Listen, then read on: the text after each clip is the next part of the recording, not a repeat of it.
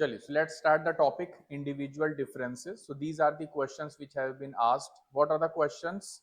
As you can see on the screen, all clear? Chaliye. Uh, First question which has been asked is describe the concept of individual difference and throw light on the nature nurture controversy. Right. So this is the question which have been asked as 11 marker question from individual differences. हाँ 11 marker, हाँ ये लिखा ना मैंने, discuss the concept of individual difference and throw light on the nature nurture controversy, यही question आया हुआ है एग्जाम में. And what do you mean by the individual differences, right, simple topic पूछा है. तो ये जो टॉपिक है यहाँ से बहुत ज्यादा क्वेश्चंस नहीं आए हैं, राइट. लेकिन ये टॉपिक बहुत इंपॉर्टेंट इसलिए है बिकॉज अभी तक जितनी भी चीजें आपने पढ़ी, either you have studied unit 1 philosophy, that is complete ideology. Unit 3 का bullet number point number 1, that is complete attitude, right? All the techniques, persuasion, stereotypes, beliefs, attitude, its formation, its change, जितनी भी चीजें आपने पढ़ी, साथ ही साथ आपने जो सेकंड बुलेट पॉइंट पढ़ा दैट इज एप्टीट्यूड, आपने फिर थर्ड बुलेट पॉइंट पढ़ा दैट इज इमोशनल इंटेलिजेंस. ये जितनी भी चीजें आज तक आपने पढ़ी हैं, ये सब मिलाने के बाद we arrive at a particular individual. Clear? We arrive at the concept of an individual. So till now we were doing analysis कि एक इंडिविजुअल में उसकी इमोशनल इंटेलिजेंस क्या होती है. हम कंपार्टमेंट वाइज या डोमेन वाइज पढ़ाई कर रहे थे. हम उसका एटीट्यूड समझने की कोशिश कर रहे थे, हम उसका एप्टीट्यूड समझने की कोशिश कर रहे थे, हम उसका इमोशनल इंटेलिजेंस समझने की कोशिश कर रहे थे. इमोशनल इंटेलिजेंस वैसे तो एस्पेक्ट इंटेलिजेंस का ही है क्योंकि उसके सफिक्स में भी इंटेलिजेंस वर्ड जुड़ा हुआ है, बट जब हम प्लेन इंटेलिजेंस या आईक्यू डिफाइन करते हैं तब हम मेजरली कॉग्निटिव एबिलिटीज पे फोकस करते हैं, ना कि इमोशनल एबिलिटीज. लेकिन इमोशनल एबिलिटी में सिर्फ सेल्फ अवेयरनेस तक तो ठीक है, लेकिन जब सेल्फ रेगुलेशन पे आप आते हैं तो you use cognitive abilities. Suppose you are feeling down but you know that you need to feel up because you need to study whole day. आप सैड फील नहीं कर सकते, आप निगेटिव फील नहीं कर सकते कि पता नहीं मेरा सिलेक्शन होगा या नहीं होगा. तो जैसे ही आपने डाउन फील किया ये सेल्फ अवेयरनेस हुआ. लेकिन जैसे ही आपने सेल्फ अवेयरनेस गेन की, I am feeling down, I am feeling sad, I am feeling depressed, घर वालों ने फोन पे ऐसा क्यों बोल दिया, दोस्त ने धोखा क्यों दे दिया, गर्लफ्रेंड छोड़ के क्यों भाग गई, अब जैसे भी आपने सवाल किया आपने डाउन फील करना शुरू किया. जैसे ही डाउन फील करना शुरू किया और अवेयरनेस भी आ गई, अरे नहीं ये तो बहुत गलत हो रहा है, मैं पढ़ूंगा कैसे, ऐसे मेरा पूरा दिन बर्बाद हो जाएगा, वैसे ही आपने सेल्फ रेगुलेशन शुरू किया कि नहीं नहीं I should not feel like that. So once you start the self regulation, you start the intellectual ability यानी cognitive ability. खुद को क्या समझाना शुरू करोगे, this is not important in your life. The most important thing in your life is studies, your career, your growth, your personal goals. That is very very important. And this is the prime time for me to study. घर वालों ने मुझे यहाँ पढ़ने के लिए भेजा है, मुझे इन सब चीजों में टाइम वेस्ट करने के लिए नहीं भेजा है. आपने सेल्फ काउंसलिंग किया. क्या किया?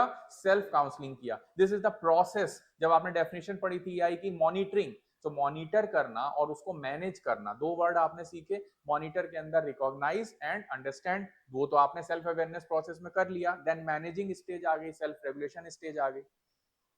तो फिर आपने वापस से अप फील किया, नेगेटिव इमोशंस को साइडलाइन किया, पॉजिटिव इमोशंस को अप किया और फाइनली फिर से आप पढ़ाई पे लग गए. And that's how you self manage yourself, right. तो जब आप इमोशनल इंटेलिजेंस का यूज कर रहे हैं तो इमोशंस और इंटेलिजेंस दोनों का यूज कर रहे हैं. और intelligence means cognitive ability. So even though we studied the topic as intelligence and emotional intelligence one after another, but emotional intelligence is a very umbrella term which includes the cognitive abilities also, because without that regulation is not important. Even though the part of empathy and social skill includes cognitive abilities, because when you're trying to manage the emotions of others, you need cognition, you need words, you can only motivate through words. ऐसा नहीं हो सकता कि you transfer some power or motivation from one person to another. जैसे आप देखते हैं आपके माइथोलॉजिकल सीरियल्स में दिखाया जाता है, किसी ने ऐसे आशीर्वाद दिया तो यहाँ से एक लाइट निकली और वो जाके सामने वाले के माइंड और हार्ट में चली गई और वो ट्रांसफॉर्म हो गया. ऐसे थोड़ी होता. Things doesn't work like that. Things only words. The energy transfers only through words. किससे ट्रांसफर होती है? Words. Words are the most powerful things in this world. Words are the thing which works like the current. और इसीलिए हमारे हिंदू वैदिक tradition में श्रुति का tradition, कौन सा ट्रेडिशन था? वाई? व्हाट इज श्रुति? जो विच इज हर्ड.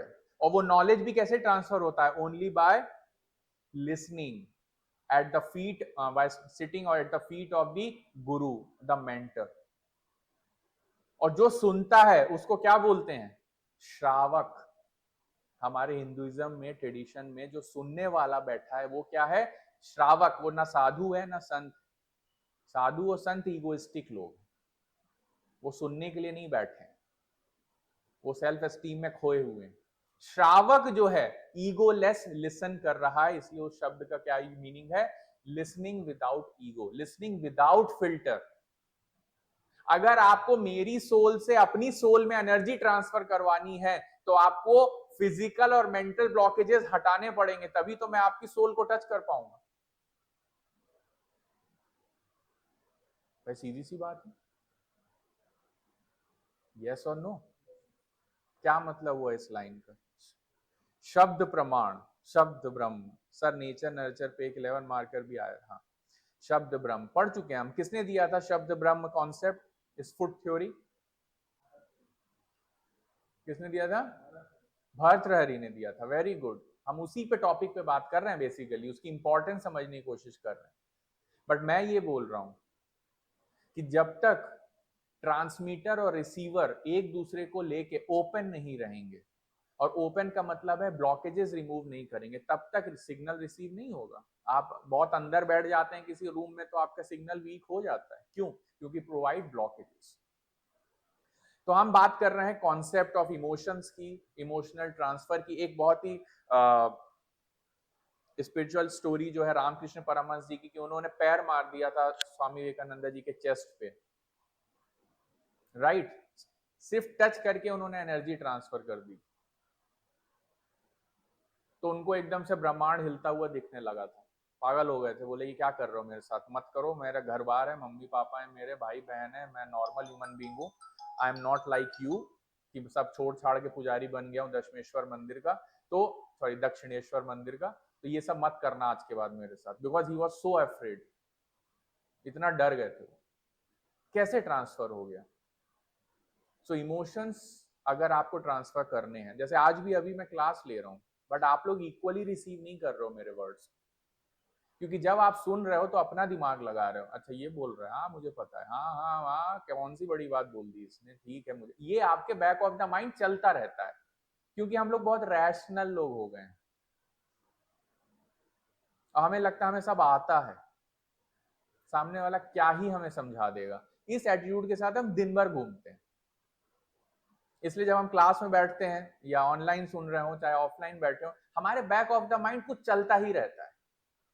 हाँ ये मैंने पढ़ा हुआ है, अरे हाँ वो भी किताब में भी तो दिया था. हम बार बार अपनी ईगो को बूस्ट करते रहते हैं यही बोल बोल के. हम सुनते ही नहीं है, हमारा ध्यान कहीं और होता है. हम, मैं, आप टीचर बोल रहा है और आपका ध्यान कहाँ है? कल मैं उसके साथ घूमने गया था, कितना मजा आया. आहा. हाँ सर आप बोलते रहो, वो मधुमक्खी की भिन भिन की तरह आपकी आवाज आ रही है मेरे कानों तक, बट अंदर नहीं जा रही है, क्योंकि मेरे थॉट्स तो कुछ और ही चल रहे हैं. This is the truth. ये भी बात मुझे पता है. But to receive the maximum, you need to shed your thoughts, your inhibitions, your stereotypes. तब इमोशंस ट्रांसफर होते हैं, तब आप जो बोलते हो वो डायरेक्ट ट्रांसफर होता है, तब अंडरस्टैंडिंग ट्रांसफर होती है. This is very very important. जो आपको रिवाइज करना है और घर जाके समझना है, वो आप यहां भी बैठे बैठे सब समझ सकते हो, लेकिन उसके लिए अपने ब्रेन को रोकना पड़ेगा, थॉट्स को रोकना पड़ेगा, क्योंकि ये प्रोवाइड कर रहे हैं फिल्टर. फिल्टर हटा दो. डोंट जज मी कि ये क्या बोल रहा है, ओनली रिसीव. ऐसा करने वाले को श्रावक बोला गया है हिंदुइज्म के ट्रेडिशन. जैसे आनंद था भगवान बुद्ध का, था तो वो उनका कजिन ब्रदर, लेकिन उनका सबसे इंपॉर्टेंट जो था एसोसिएट था उनका बुद्ध का. राइट? क्योंकि आप सबको पता है, मैंने कहानी भी सुनाई, कुशीनगर में उनकी डेथ के बाद क्या हुआ था, अजात शत्रु दौड़ा दौड़ा आया, बोला कि अरे अरे भैया, अब ये जो इतना ज्ञान इनने 44 ईयर्स तक दिया है वो अब कौन बताएगा, अब तो ये चल दिए। उसमें भी उसको ये चिंता नहीं थी कि ये क्यों गया, क्यों मर गया, उसको चिंता थी कि अब ये जो ज्ञान था 44 ईयर्स का, इसका करें क्या, वो कहाँ, अब कौन देगा। तो आनंद से बोला गया ना कंपाइल करने के लिए, तो आनंद को एनलाइटनमेंट मिल गया विद इन 24 आवर्स, और आनंद ने लास्ट 44 ईयर्स का पूरा टेक्स्ट लिखवाना शुरू कर दिया, first Buddhist council. This is very very important, the lessons which he has spoken about, क्योंकि पूरी जिंदगी अजात शत्रु को ये लग रहा था कि मैं नहीं सुनूं, मैं क्यों सुनूं, इसकी बात क्यों मानूं, कहीं ये Socrates type against the state बोलने लगा तो मेरे किंगडम का क्या होगा, तो he was always against him, but after death he was just crying कि मुझे वो सारी चीजें मिलनी चाहिए, वो सब कंपाइल होना चाहिए ताकि हम अपने किंगडम्स को अच्छा बना सकें।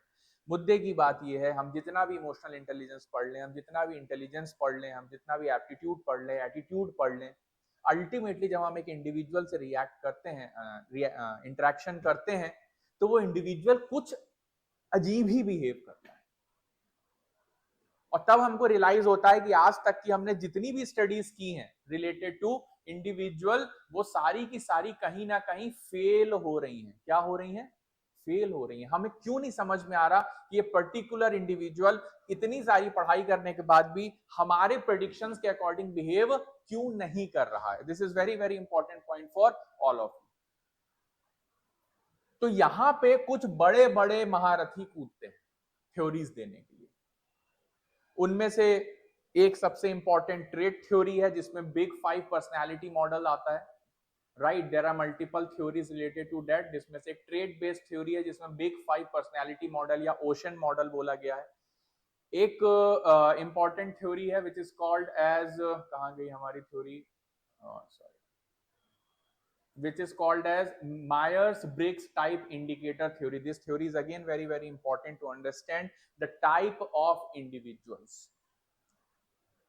तो जब आप रिक्रूटमेंट कर रहे हैं, जब आप एडमिनिस्ट्रेशन में जा रहे हैं और आप सीधे सिर्फ एक इंडिविजुअल को देखा जा रहा है, तब हम ये सब पैरामीटर्स नहीं जज करते कि इसका एप्टीट्यूड अच्छा है, इसका एटीट्यूड अच्छा है, इसका ईआई अच्छा है, इसका आईक्यू अच्छा है, राइट, इसकी परसुएशन टेक्निक अच्छी है। इतनी सारी चीजों पे हम काम नहीं करते, हम कुछ टेस्ट लेते हैं और टेस्ट के बेसिस में एक सर्टेन काइंड ऑफ पर्सनैलिटीज को डिफाइन करते हैं, सीधे पर्सनैलिटी टाइप डिफाइन करते हैं, और उस पर्सनैलिटी टाइप के हिसाब से उसका engagement in a particular profession, job decide करते हैं। जैसे कभी आप एस्ट्रोलॉजर के पास गए होंगे तो उसने बताया होगा कि इसका ना बैंकिंग सेक्टर दिख रहा है कुंडली से, आप तो इसको बैंकिंग लाइन में डाल दो, किसी ना किसी ने राय देते हैं लोग। जैसे आजकल एस्ट्रो टॉक बहुत चल रहा है, एडवर्टीज, क्या चल रहा है, पक्का फेक है, हाँ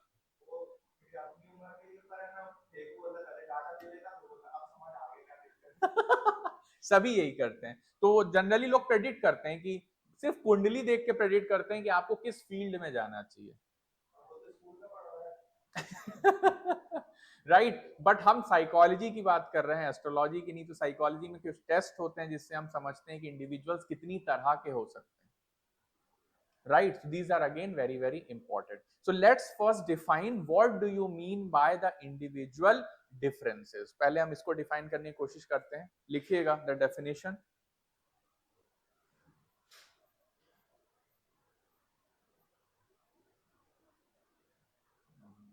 Right, write down the differences. It refers to the distinct psychological, cognitive, emotional and behavioral characteristics that vary from one person to another. Ruby बोल रही है अल्टीमेट फेक, सही बोल रही है, बट बहुत ऐड आते हैं। उर्फी जावेद भी दिखी मुझे उसका ऐड करते हुए अभी एस्ट्रोटॉक का, और भी बड़े बड़ी पर्सनैलिटीज और इन्फ्लुएंसर्स को हायर किया गया है जस्ट फॉर प्रमोशन, राइट, वो तो खुद नहीं यूज कर रहे होंगे but just for the promotion. पर मिनट, और लोग दे रहे हैं, वेरी नाइस।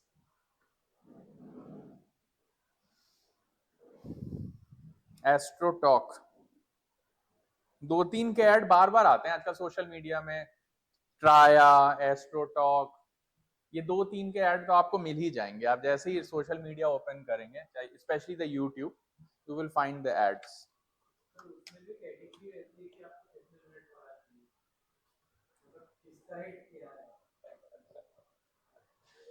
चलने दो भाई, चलने दो। एंड में तो मुझे पता है कि बिना मेहनत के तो एग्जाम निकलना नहीं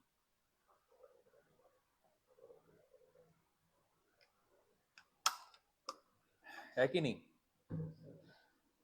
हाँ, एग्जाम में आप कितना फोकस कर पाते हैं उसमें आपके ग्रहों का रोल है। ये बात मैंने भी लॉन्ग टर्म में रियलाइज की है। आप कितना फोकस कर पाते हैं, आप एग्जाम से जुड़े हुए हैं, ये आपका डिसीजन है, ये आपकी विल है, इस पे मैं बिल्कुल एग्री करूंगा, इट इज 100% योर डिसीजन। लेकिन जब आप पढ़ाई कर रहे हैं और आपके माइंड में पढ़ाई के अलावा कुछ चल रहा है, तो वो आपकी पढ़ाई में बाधा पैदा करेगा, यानी ऑब्स्ट्रक्शन डालेगा, 100% डालेगा। उन्हीं ऑब्स्ट्रक्शंस को बोला जाता है good time, bad time, how the planetary positions are affecting your thought process. So अगर कोई भी इंडिविजुअल 100% अपने गोल को दे पा रहा है, तो फिर सारे ग्रह उसके सपोर्ट में है, ये बात आप मान सकते। If you have any inclination towards the astrology, तो मैं इस तरह से आपको लॉजिकली समझा सकता हूं, राइट?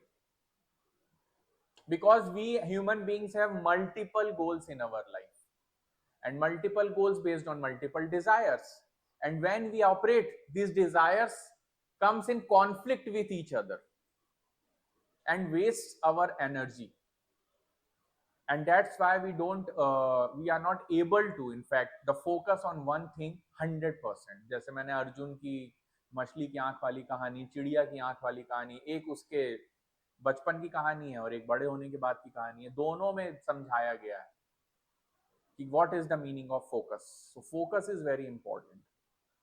एक टॉपर में और एक नॉट रिकमेंडेड कैंडिडेट में सिर्फ फोकस का डिफरेंस है और कोई डिफरेंस। चलिए, सो मीनिंग के बारे में हम कुछ बातें करते हैं। तो individual difference refers to the distinct psychological, cognitive, emotional and behavioural characteristics that vary from one person to another. तो आज तक हम एक इंडिविजुअल को पकड़ के उसके अंदर की सारी कैरेक्टरिस्टिक्स को एनालाइज करने की कोशिश कर रहे थे, एंड दैट मीन्स हम उसके इमोशनल एस्पेक्ट को समझने की कोशिश कर रहे थे, उसकी फिलोसॉफिकल आइडियोलॉजी को समझने की कोशिश कर रहे थे, जो कि एक कॉग्निटिव का पार्ट है, उसके बिहेवियरल कैरेक्टरिस्टिक, मतलब अगर एटीट्यूड के 3 कंपोनेंट में बोलूं, सी, ए और बी, तो cognitive aspect as well as emotional aspect as well as the third one is the behavioural characteristic aspect. अब ये वेरी करते हैं वन पर्सन से another, right? And that variation and that differences is called as the individual differences. But sir, what is the utility of understanding this concept? Then the next line says that it helps in understanding the variability in human behavior. क्या understand करने में हमारी मदद करता है?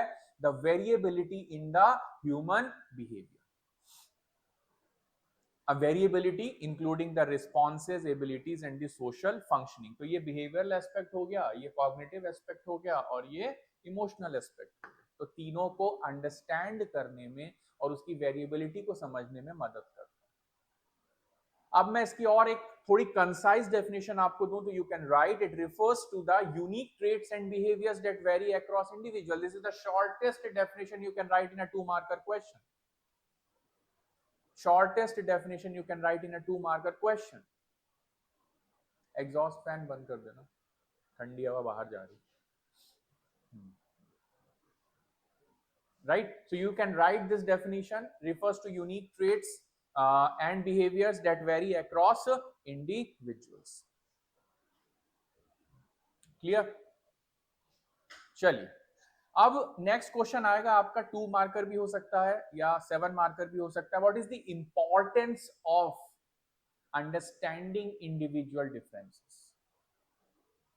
भाई सीधी सी बात है, the second question which arises in our mind is why it is important, why we are going to study it, because it helps, पहली बात जो डेफिनेशन से ही हमने डिराइव किया, it helps to explain why people react differently in identical situations, in different situation नहीं, यहां पे हम इंडिविजुअल के बिहेवियर को स्टडी नहीं कर रहे हैं, हम मल्टीपल पीपल्स के बिहेवियर को स्टडी कर रहे हैं, इसलिए हमने सिचुएशन सेम कर दी।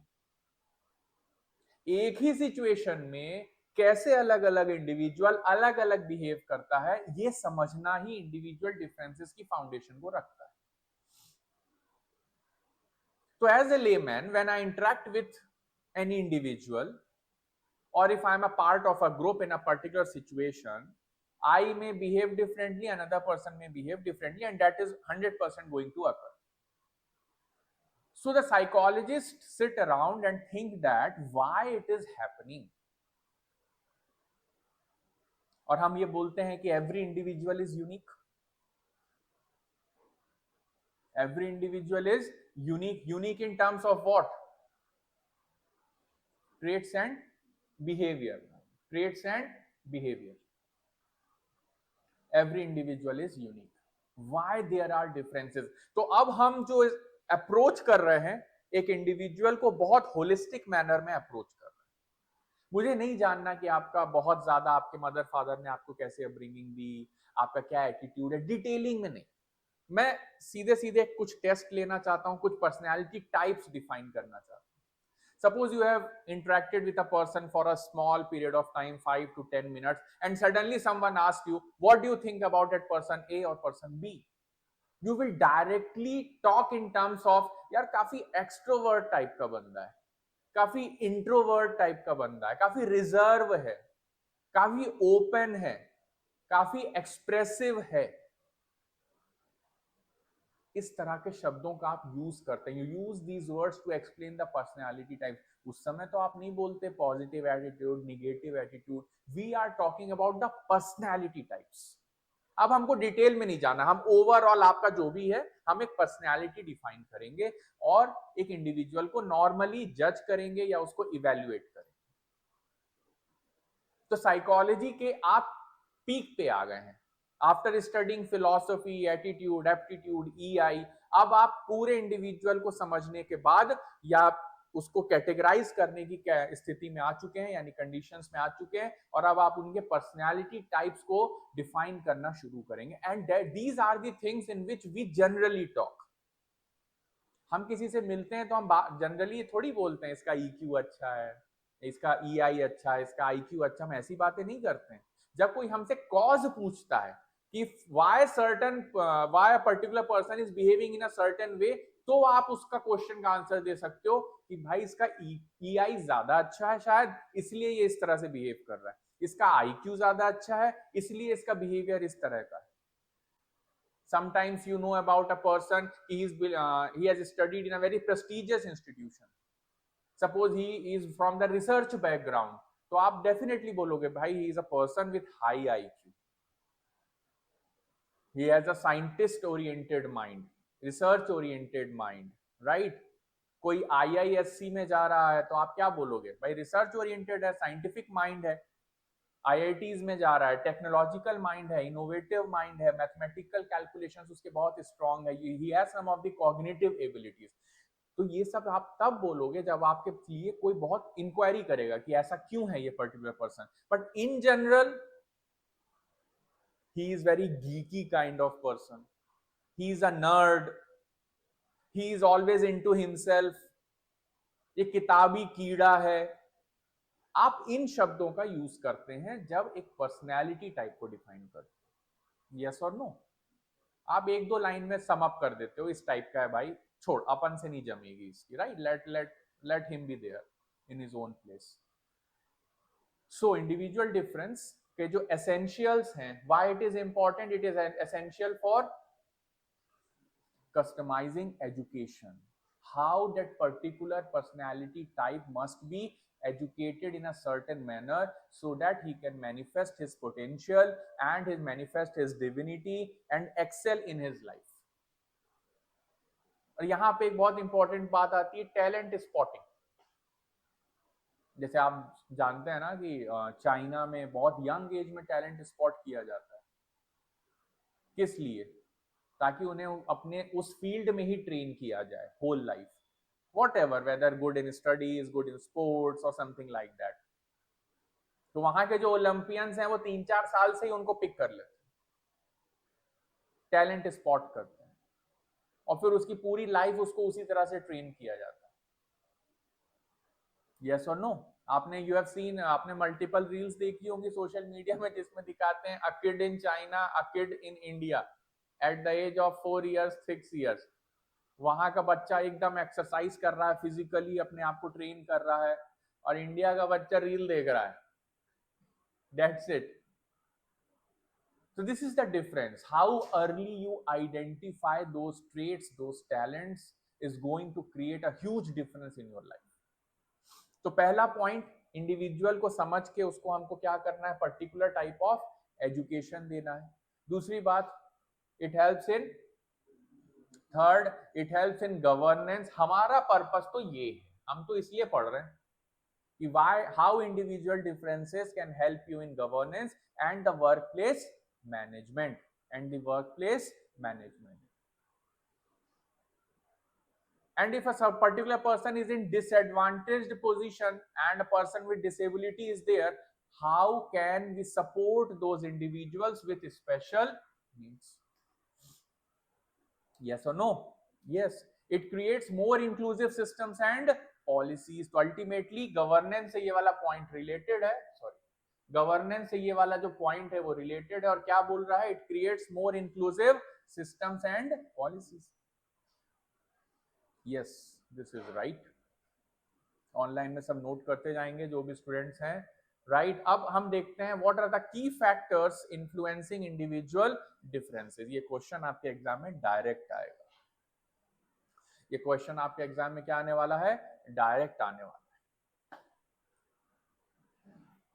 So these are the factors which are going to affect the individual differences. Note it down. Number one is the hereditary or the genetics. अब ये सब फैक्टर्स आपने कहीं ना कहीं एटीट्यूड में भी पढ़े हैं, कहीं ना कहीं एप्टीट्यूड में भी पढ़े हैं कि what are the factors which affect the attitude building, what are the factors which affect the aptitude or the abilities, sometimes intelligence. जैसे कई बार आप किसी किड से मिल रहे हैं, कोई स्टूडेंट से मिल रहे हैं, और आपको पता चल रहा है वो बड़ा तेज है बंदा, फिर आपने पूछा और बता भाई तेरे घर में और कौन कौन है, पापा मम्मी क्या करते हैं, अब वो बोल रहा है मेरे पापा आईआईटीएन है।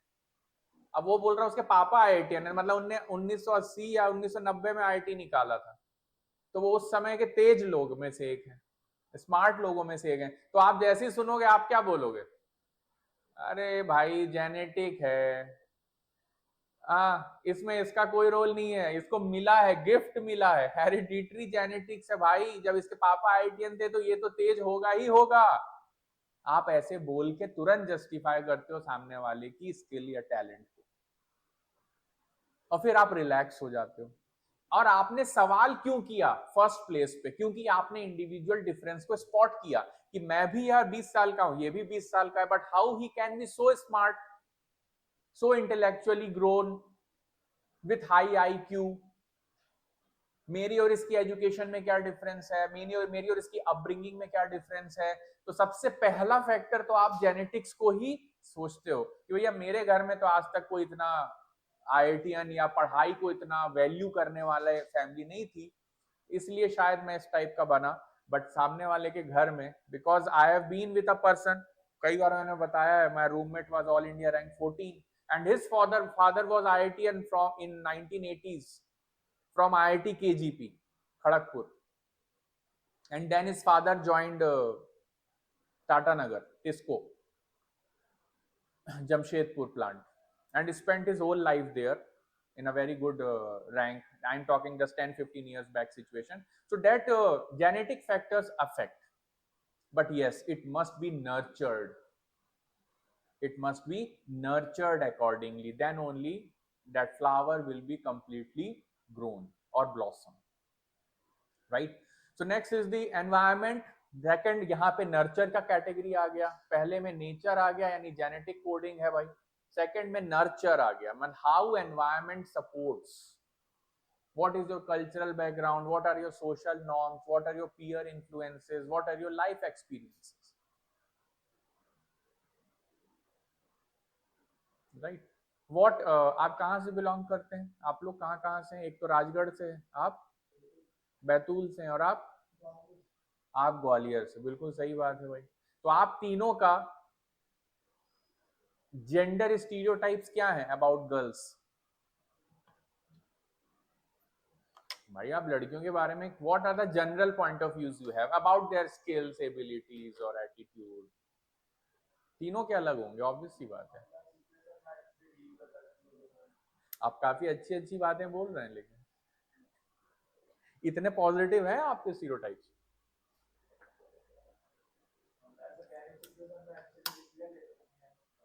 अच्छा, पैनिक सिचुएशन में क्या कर सकती हैं गर्ल्स? और लड़के क्या करते हैं? ग्वालियर के लड़कों की ट्रेड क्या है? हा? तो डिसीजन नहीं लेंगे, जो हो रहा है होने देंगे। सर ज्यादा हम सोचते नहीं। हाँ भाई, राजगढ़ में क्या चल रहा है? आप ये मत बताइए कि आप क्या सोचते हैं, क्योंकि वो बताएंगे तो आप कुछ अच्छा ही बताएंगे, and that will not be truth. What I am saying is, आपके कल्चरल नॉर्म्स क्या है? आपके, हाँ सपोज आपकी बहन है, तो आप दोनों में अपब्रिंगिंग में क्या डिफरेंसेस रखे पेरेंट्स? ये तो 100% होंगे। क्या बात कर रहे हो, ग्वालियर के हो और बोल रहा हो बिल्कुल डिफरेंसेस नहीं है। हाँ भाई, बैतूल में क्या स्थिति चल रही? रिस्ट्रिक्शंस आते हैं, बिल्कुल सही। Now you are talking truth. Restrictions are there, yes. फिर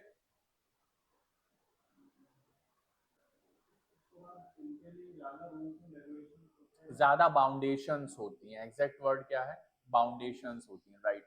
सो we are talking about the social norms. We are talking about the social norms. और girls are all hard working and studious, less distracted than boys, ये बात तो है। Girls are hard working होती हैं, ये बात तो है। बंदे भी होते हैं, लेकिन आजकल क्या है कि बंदे जो है distracted. Why distracted? Why boys are distracted, more distracted than girls? ये तो बॉयज ही बता सकते हैं भाई। ज्यादा सोशलाइज करते हैं आप, ओके, इसलिए डिस्ट्रैक्टेड रहते हैं। Socialisation is the cause of distraction. हाँ जी, और बताइए। Why boys are distracted? क्योंकि आजकल कोई भी एग्जाम हो, टॉपर तो लड़कियां ही आ रही। रैंक वन तो अभी आजकल की जो हिस्ट्री चल रही है, रैंक वन लड़कियां ही आ रही मैक्सिमम ऑफ द एग्जाम। मैं ये नहीं बोल रहा हूँ हर एग्जाम में। 10th 12th का रिजल्ट देख लो, एमपीपीएससी का रिजल्ट देख लो, girls are at the top with flying colours. लड़के क्या कर रहे हैं? उन्हें टॉप करते देख रहे हैं सर। कोई तो ऑब्जर्वर, कोई तो ऑडियंस चाहिए जो ताली बजाएगी, वो हम है सर। हम ही ने तो सपोर्ट किया है वुमेन एम्पावरमेंट को सर। आप क्या बोल रहे हैं? But yes, they are more hard working, studious, less distracted because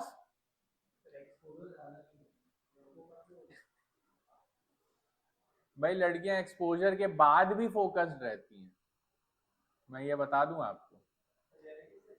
और लड़के जितने एक्सपोजर मिलता जाता है उतने डिस्ट्रैक्टेड होते चले जाते हैं। That is truth.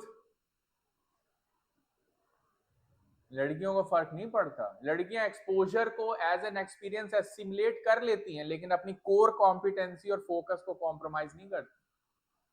और लड़के यहीं पे मात खा जाते हैं। हाँ, mind mindset is the key. Okay okay, right. So we must discuss कि why it is happening. So next answer है फैमिली एंड अपब्रिंगिंग। हाँ जी बोलिए।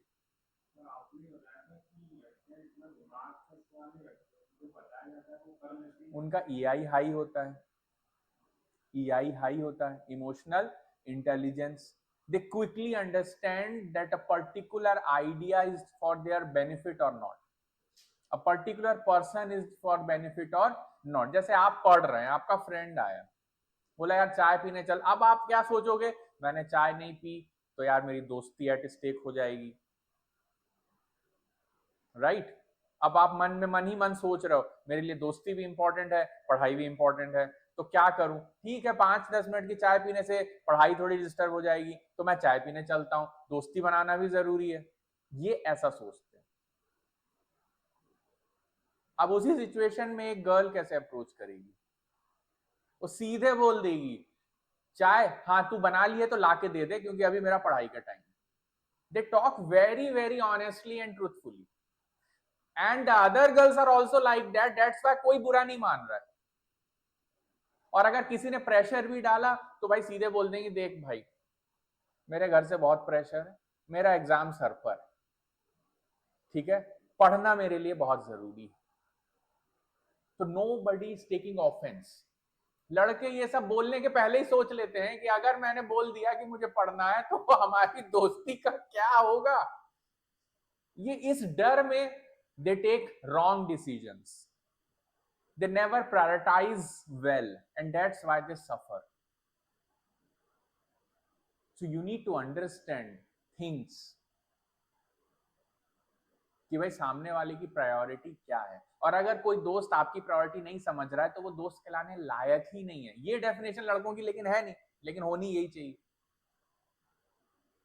ऐसे दोस्त को तो आज ही निकाल के बाहर फेंक दो जो आपकी प्रायोरिटी समझने को रेडी नहीं है,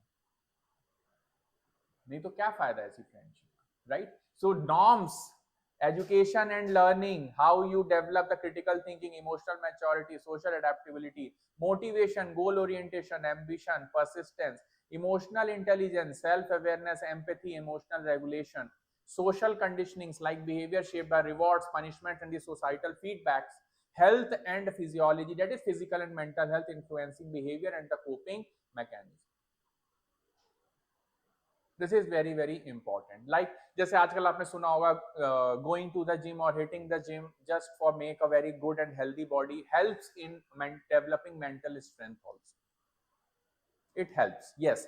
सो बॉडी हेल्प्स, एंड ये कंसेप्ट कुछ नया नहीं है, ये कंसेप्ट तो योगा के टाइम से चल रहा है।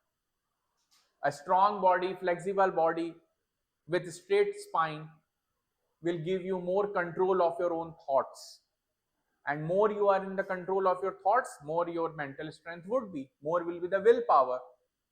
तो कॉन्सेप्ट पुराना है, एप्लीकेशन आज की डेट में उसे हमने नए एंगल पे कर दिया। So health and physiology also affects what, the concept of individual differences. तो यही बात हम कह रहे हैं कि what are the key factors in influencing individual difference. तो क्या आंसर करेंगे, कौन कौन से फैक्टर हैं? Right, hereditary, environment, family and upbringing, education and learning, motivational level of a particular individual, then emotional intelligence, social conditioning and health and physiology. Clear? चलिए, तो ध्यान रखना है। नेक्स्ट टॉपिक लिखिए, what are the major theories explaining individual differences.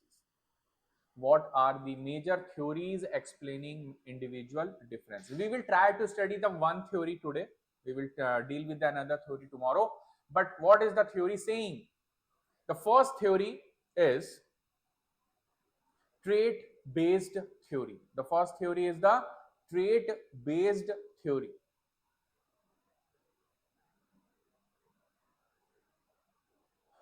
And there is an ocean model.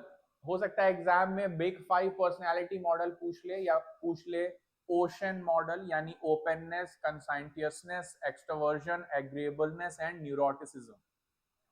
These are the 5 personality models. So what does it say? It says that it focuses on the stability and measurable traits, and which differentiates the people.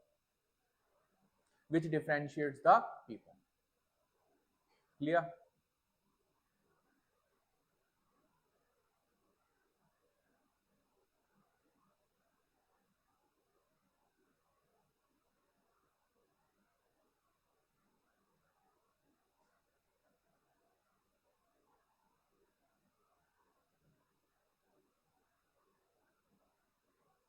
Done.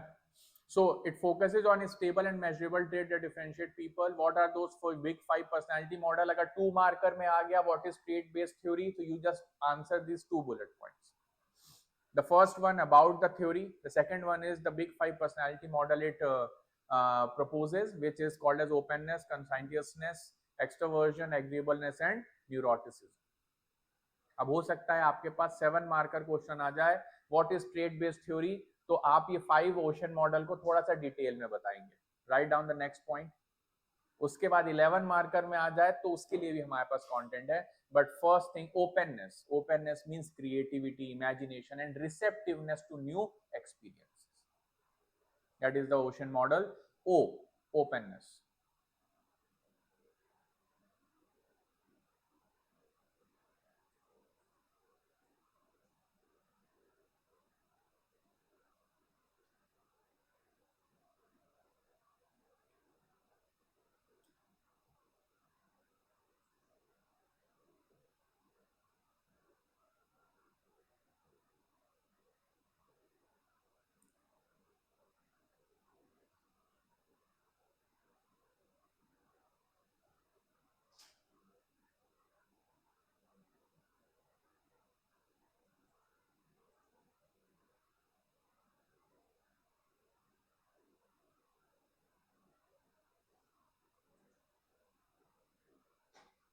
Done.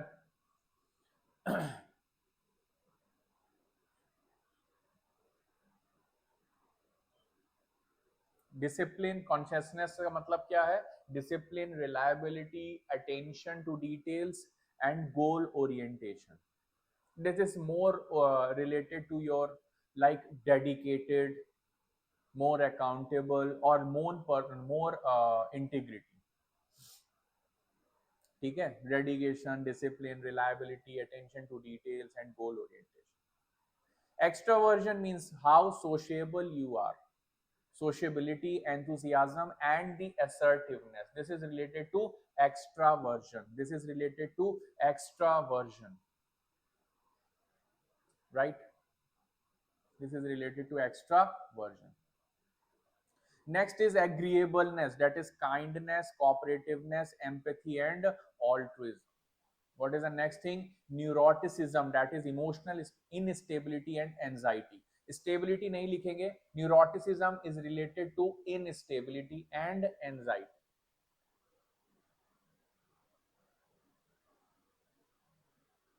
Clear? Done. So today we have understood what is trait theory, and there are 5 big personality traits, which is the ocean model. OCEAN. Just remember this ocean model. Exam में directly ocean word नहीं पूछेगा, big 5 personality traits 2 marker में पूछेगा. Right? तो आपको पता है क्या लिखना है. ये इतना लिख लिया आप लोगों ने ना. Now the next point is, if this question comes in a 11 marker question, so then you need to write a little bit more.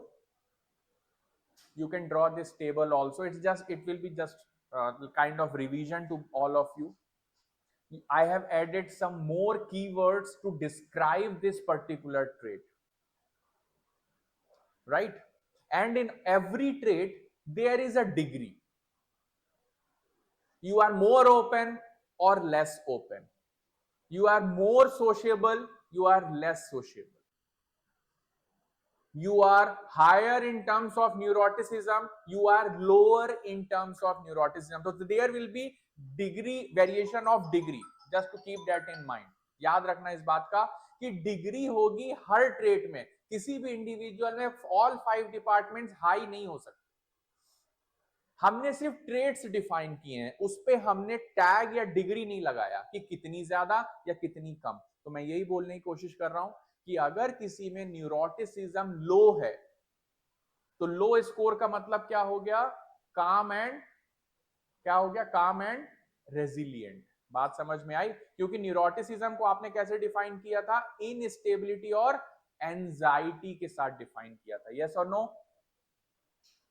तो अगर एग्जाम में ऐसा आया, if a person is low on neuroticism, how will he behave? Suppose ऐसा छोटा सा कोई question देखने को मिल गया, तो क्या होगा? कैसा बिहेव करेगा वो? Calm and resilient. Calm and resilient. Less anxious, more stable, more calm and more resilient. Clear? So इस तरह से ट्रेड बेस्ड थ्योरी हमने कवर की आज, and we will also understand its real life implications, how these traits are going to affect me in real life. So understanding concept is one thing, applying that in real life in a real important practical situation is our concern कि कैसे ये traits affect करते हैं. So maybe in big 5 personality model अपने आप में एक 11 marker question आ सकता है, because the way MPPSC is asking questions, it is more oriented towards theory based, psychologist, thinker based questions, and they can ask anything in 11 marker. So just be ready for the content, right? How to write, how to expand, how to express, what, how to introduce, then how to write the key points. तो answer ऐसे ही होगा, पहले आप definition देंगे, फिर big 5 personality model का एक flow chart बनेगा जिसके लिए सिर्फ नेम्स और उसके नीचे की एक सब डिस्क्रिप्टिव बिहेवियर कैरेक्टर्स लिख सकते हैं. Then you will explain this in a tabular format, and then last में एप्लीकेशंस लिख सकते हैं. So that complete answer I have drafted for all of you. And the nature nurture controversy, we will see that in the next class along with some other theories. I will also include the Sigmund Freud theory, right? Psychodynamic theory of Sigmund Freud.